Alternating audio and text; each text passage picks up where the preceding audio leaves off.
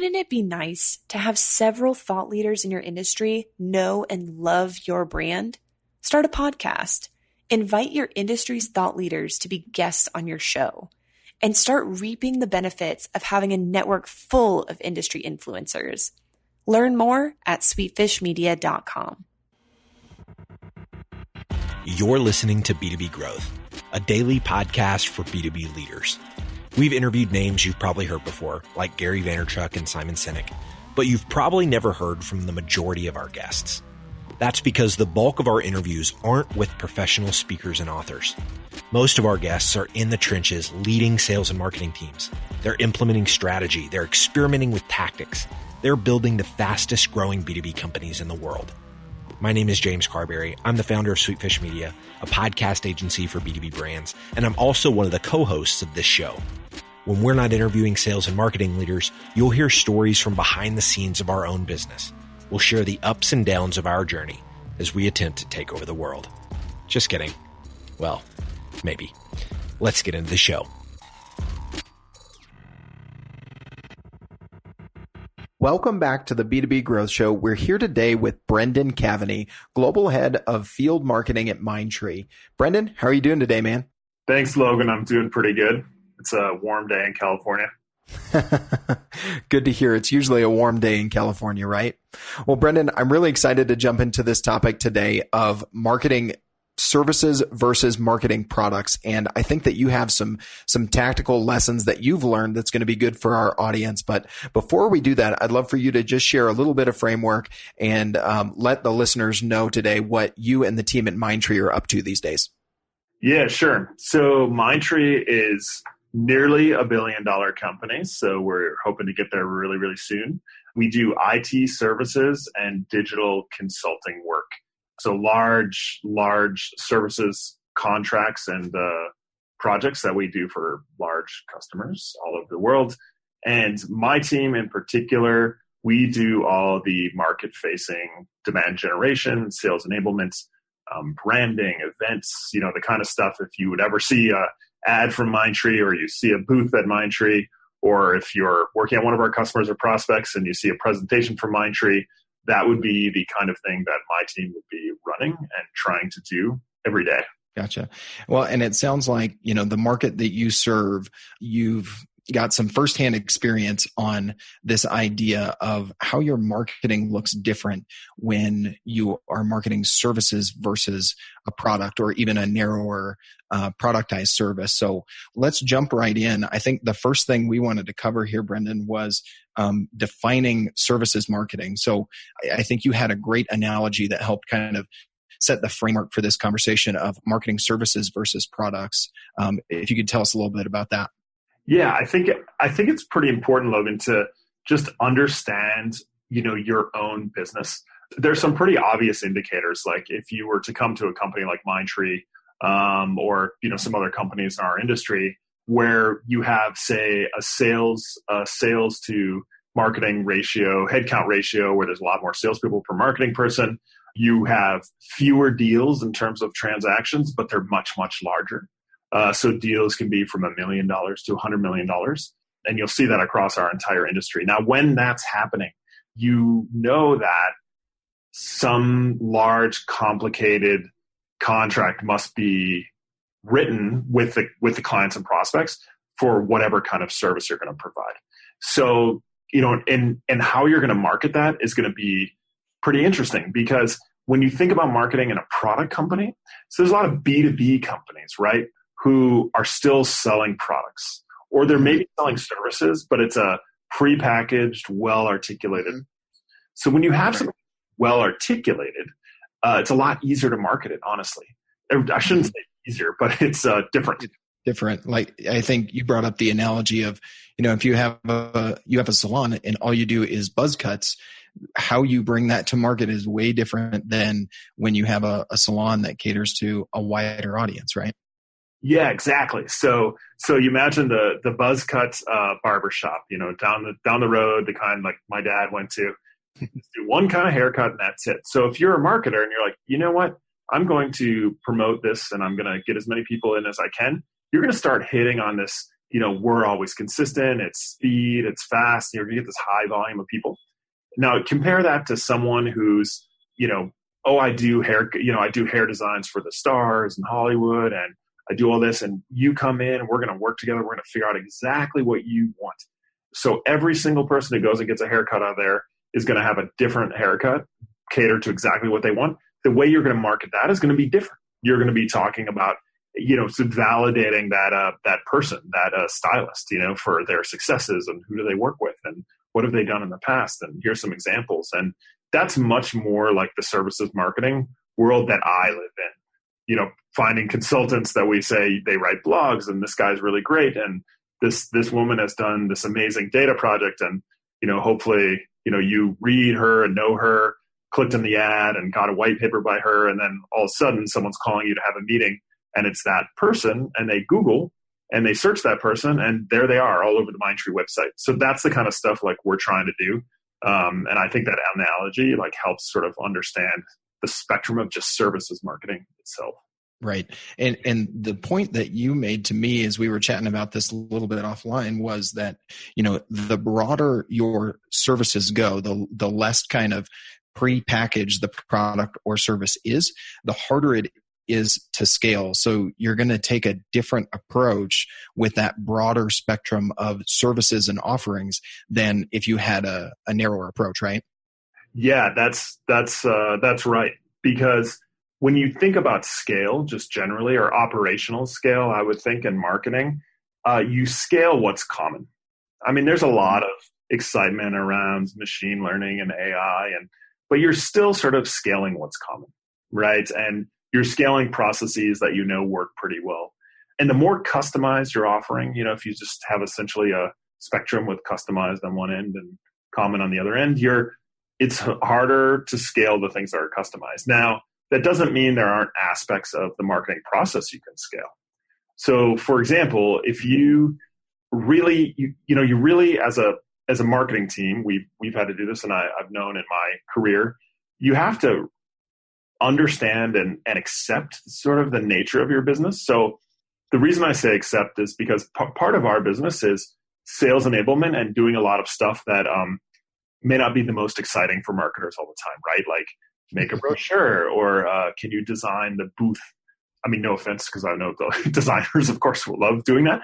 But right, but you need to do those things. Now, in our business, that's like a huge volume of the requests are like that. And that just doesn't change. They're always there. They always come. And so when you design the team and design how you're going to enable your sales team, in addition to the other things you do, demand gen and everything else, you need to keep in mind how are you going to be as efficient as possible in delivering and honoring those requests. So in those spaces, you do see a lot of scale if you sort of structure the team properly, mm-hmm. and you can help a lot, because a lot of our business, once a lead comes in and we have kind of a good direction going with the lead, our job as marketing team becomes very sales enablement focused. How do we help that sales team nurture and kind of bring that lead along? So the sort of handoff is never totally clean. It just sort of changes, so it's 100% marketing, and that kind of trickles down to just 10%, but you're still sort of helping the teams as you go along. And that makes sense. If you're dealing with broader, more complex, less common or repeatable deals, then your sales team likely has longer sales cycles. So being ready for that sales enablement role continually through those deals are probably something that you've got to be ready for as a marketing team when you're in this services marketing role, right? So yeah, the deal cycles are interesting to make a point of, Logan, because that to me feels like a really strong indicator of what is sales enablement versus kind of marketing led or marketing nurtured lead. So the deals tend to snowball a little bit in our industry. So you would have, we would run a marketing campaign, deal would come in, and maybe it's a very specific thing around a particular technology. And then as the conversations continue with that client or prospect, they would add more services, or maybe it would become a bigger deal. The scope of the deal would become bigger and bigger. Mm-hmm. And as that would happen, the nature of the marketing would change, right? And that's where you live in the world of, you can't really scale that part. You have to be a little more responsive, more helpful, more focused on enablement, all the way until the end and closure of the deal. Right. Yeah. So I think those are all great points, thinking about, knowing your business, realizing the roles that you're going to need to play and how those are going to kind of ebb and flow as you're running a marketing team that's focused on services. This next point you brought up was about the idea of thinking about your target list as almost entirely static. And you've had conversations with folks that you work with and had to adjust your mindset here. So tell us a little bit more about that, about how you target differently with a broader services type of offering that you're marketing with your team, Brendan. Yeah, so this fits a little bit with the knowing your business aspects of just being a good marketer or services marketing, or the true for all marketing. Of course, we need to know our targets. But when I think about the spectrum of services, to either service complex to less complex services, or services to products or whatever, we tend to know who our customer is and not know what we're going to sell to them, or our prospect is and not know what we're going to sell to them. Whereas most companies would be in a position where they know what they're going to sell and what they do really, really well. And then they go find people who they think will be interested in buying that product, right? And the whole system, the agencies, the whole ecosystem is much more geared towards the latter, because it's kind of easier, because you can sort of plug in, that we do this and our product does this thing and that thing. And, we run ads and these types of people click on the ad and all these things. Whereas for us, what we really want, and this is where, our type of advertising you would see, like digital advertising or sort of outbound marketing, it tends to be, PR, thought leadership articles, white papers, videos, and, kind of grabbing onto industry trends, because we know, there's a certain size company that would be a sweet spot for us to get a deal, right? And if companies aren't at that size, it's like unlikely that we would turn that prospect into a customer, just for the sheer scale. They don't have the scale to engage in the size of contract we need to make our business viable. And that's pretty normal. It's, normal in the sense of us and competitors. But what that means in terms of targeting is there's a number of companies that we can target. So take the top 2,000 companies in the world by size. Okay, so that's the target list. Then within those companies, there's 3 or 4 departments that we're going to hit in those companies, and we know roughly who the buying group in that department is. So then you have 3 departments per company. So that's 2,000, that's 6,000. And then you have 5 per company, so 5 departments.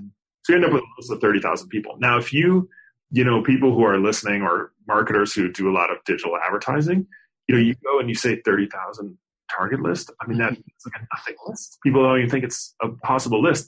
Now, years ago, we didn't even, no one really cared. No, advertising partner, paid digital media is like, okay, well, how are you going to make this work? Now, amazingly, with the prices and the targeting, we can go to LinkedIn or even Facebook and target at that rate. But really what it comes down to is that just getting everybody on the same page. And by this, I mean not just your internal marketing teams, but also your agency partners. I usually tell them that, for your thinking and your mindset, just assume our list is static. Assume that the target list is static. Because if you make that assumption, you're going to be able to build better campaigns. Because most will go in with the assumption of, hey, we're sort of fishing around to find this ideal profile, and then we're going to do a ton of lookalike analysis to, repeat, rinse, and repeat a million times over, and that's how we build our audience. Yeah, and you actually had an example where that worked against you, that typical approach, right? With the download of a white paper and some lookalikes, right? Yeah. So there's a really good example we have that really happened, where there were some students and they were doing research and they were downloading our papers, which is fine. We don't discriminate. Everybody can read our papers. We're happy to have you fill a form and download a paper. But this sort of automated, algorithmic, lookalike analysis, all of a sudden says, hey, this PhD student from whatever university is your ideal prospect for this ad, for this piece of content. And there all of a sudden where, then that diverted effort, money really, is chasing those people. And that's actually not who we want. We do chase those people, but we chase them to try to hire them and become consultants. But yeah, so it can totally divert you. And that's where the communication around the targeting list is really important. In fact, we have our own marketers. They take a lot of time to work with the sales teams and account teams to build out really good targeting lists. We mimic those lists across all channels we promote, and we stick to them. We change, of course, we experiment, but we keep it as static as possible. Yeah. I mean, it sounds like for all of your efforts that thought around your targeting and approaching it the opposite way of, folks that are doing product marketing in a much narrower niche, that has to always be at the forefront of your team's mind, right, Brendan, to make sure that you're staying on point, because you've got, a fairly narrow target, and, your buyers, even when they do move, they're probably, going to a similar position in a similar company. So sometimes that static list, even when it does change, it's not growing or shrinking, and folks are just moving around, right? Yeah. And that's something that's been pretty interesting. If I think just over my career in this industry, I remember about maybe 7 or 8 years ago, a while ago, and my team, our teammates, had put together this application for an award. And I was essentially the copy writer. I mean, I didn't do all the work. Everybody did all kinds of great work. But during the submission, I was the guy doing the final editing and kind of writing. And I sent it to my boss, who's a really good sort of fine-tooth comb kind of editor. And I still remember I had written a line in there about how CPG, so consumer packaged goods companies, are essentially the forefront of marketing. Because the origins of marketing really come from them, right? Like Procter & Gamble and Unilever, all this. And then here we are in services, and we're like trickling down, to the, sort of catching and sort of learning, last, and all these things. And he wrote back and he said, look, you're trying to submit this award. You guys in the team have done a really good job. And he said, and you're writing this thing in the tone of you're just the last in the line to figure out how marketing works good. And what I found interesting, I changed it, of course. We didn't win the award, unfortunately. But I thought about that a lot, because as I've seen just marketing evolve and the industry evolve, especially in tech, I mean, I work in tech, right, is that the services marketing pains we have about the complexity and the changing all the time and personalization and account-based marketing, that's all we've ever had. We've never not had account-based marketing. That's it. So it's cool, and it's great to talk about now how you shift to account-based marketing, but that's that's a consumer marketing mindset, So for us, that's all we ever had. So it's come around, but like I mentioned earlier, some things like paid digital advertising. I mean, we weren't, we couldn't even access it before because it was so brute force and just broad audiences. We had no, it was too broad for us to even really get some value out of it. So. Yeah. I think that's awesome, Brendan. I love the ideas that you're bringing about, services-based marketing. So many folks are drawing the line between, the similarities and differences between B2B and B2C. But I think there are a lot of things, that our audience is going to get from this conversation about, whether you're marketing a narrow set of products or productized service or a wide range of services. It starts with knowing your business and understanding the role that you're going to play. A lot of that, leading into sales enablement, and then also just thinking very strategically about how you approach, your target lists and your account-based marketing. So, Brendan, I think you brought a lot of good ideas here to our audience today. If folks want to stay connected with you, follow you, get in touch with you, what's the best way for them to go about doing that? Thanks, Logan. I think finding me on LinkedIn is the best way, which will be posted along with this episode. Yep. We'll put a link in the show notes there. Definitely. Well, Brendan, thanks for your time. Folks, before we let you go, we want to make sure we do our normal shout out as we're leading up to the Flip My Funnel conference. Our friends over at Flip My Funnel are putting on another great conference this year, August 8th in Boston.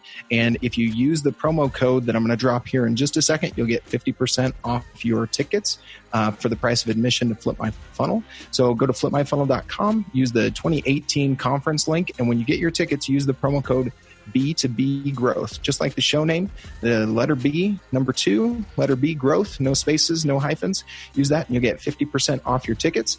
Look forward to seeing you there. There are lots of ways to build a community, and we've chosen to build the B2B growth community through this podcast. But because of the way podcasts work, it's really hard to engage with our listeners. And without engagement, it's tough to build a great community. So here's what we've decided to do. We're organizing small dinners across the country with our listeners and guests. No sales pitches, no agenda, just great conversations with like-minded people. We'll talk business, we'll talk family, we'll talk goals and dreams. We'll build friendships. So if you'd like to be a part of a B2B growth dinner in a city near you, go to b2bgrowthdinners.com. That's b2bgrowthdinners.com. Thank you so much for listening. Until next time.